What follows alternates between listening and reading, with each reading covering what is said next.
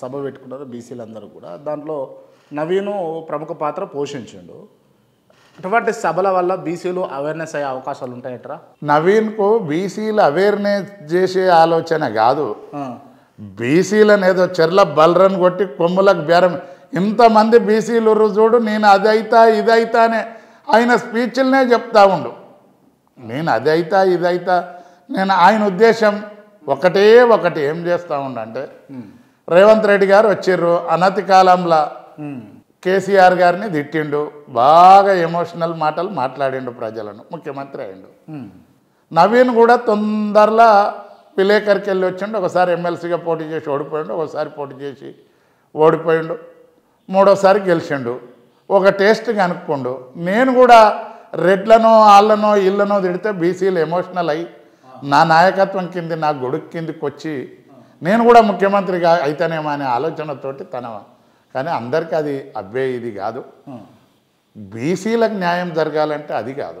కానీ with in the party ఉండి oppose చేస్తున్నాడు కదా నవీన్.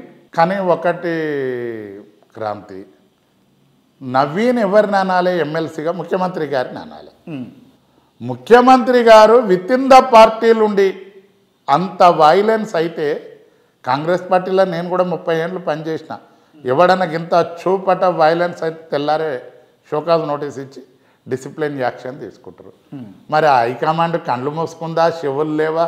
హైకమాండ్ కండ్లు ఉండవు, కండ్లు రాష్ట్ర కాంగ్రెస్ వేసుకుంటాయి, చెవులు ఆడ. ఆవిటికి చెవులు వినబడతలేవు, వీళ్ళకి కండ్లు కనబడతలేవు.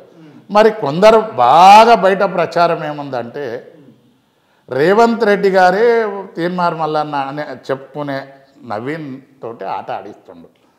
వాళ్ళది ఎట్లుంది అని అంటే, ఈయనకు అవసరం వచ్చినప్పుడు ఆయనను వాడుకుంటాడు, ఆయనకు అవసరం వచ్చినప్పుడు ఈయనను వాడుకుంటాడు. వెనకడికి ఒక శాస్త్రం ఉండే, ఒక బావ బొమ్మర్దులు ఇద్దరు వాళ్ళ వృత్తి దొంగతనం. అంటే దీన్ని పోల్చి చెప్తా ఉన్నా, వీళ్ళని కాదు దొంగలు అనేది, నేను దొంగతనం చేసే బావ బొమ్మర్దులు ఉర్రాటం.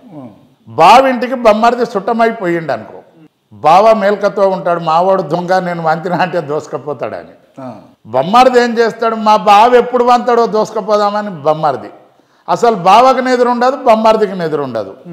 చింతపండు నవ్వింది రేవంత్ రెడ్డి గారి దోస్తానా చూస్తే ఆ కథ యాదికి వస్తూ ఉంది. అంటే ఇలా బావోలు బొమ్మార్దోలు మరి అంటే నేను అట్లా ఎవరిని కించపరచాలని కాదు, ఆ శాస్త్రాన్ని ఆ కథను తెచ్చి దీనికి ట్రాలీ చేస్తున్నా, అంతేగాని నేను అట్లా ఎవరిని కూడా వ్యక్తిగతంగా, రేవంత్ రెడ్డి గారు ముఖ్యమంత్రి, నేను బొమ్మర్ది అనను, ఆయనను బావ అన్నాడు, ఎవరినేమో.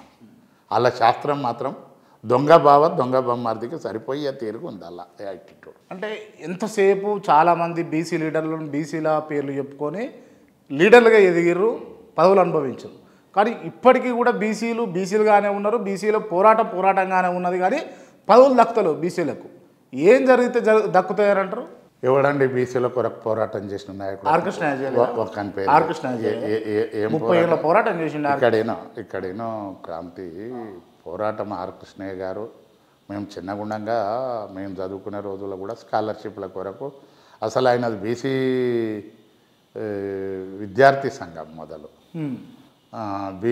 బీసీ విద్యార్థుల సంక్షేమ సంఘం, దాన్ని బీసీ సంఘం. దానికి రాష్ట్ర అధ్యక్షుడు ఉండే, జాతీయ అధ్యక్షుడు అయిండు, రేపు ఇంటర్నేషనల్ అధ్యక్షుడు కూడా అనుకుంటారు. దానికని కాదు, ఆర్ కృష్ణయ్య గారి ఆలోచన విధానం అంతా తప్పు. ఆయన కొద్దిగా ఓపిక పట్టినుంటే ఏం తప్పు చేసినా ఏమీ అవేర్నెస్ చేయలేదు.